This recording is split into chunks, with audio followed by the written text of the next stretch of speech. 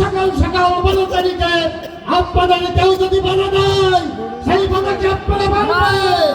আমাদের প্রতিপক্ষ বন্ধুদের বলতে চাই, আপনারা সংগত হন, হত্যার রাজনীতি বন্ধ করেন।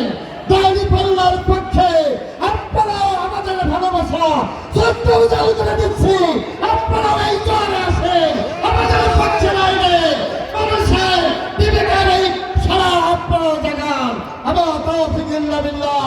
আসসালামু আলাইকুম ওয়া রাহমাতুল্লাহি ওয়া বারাকাতুহু। সম্মানিত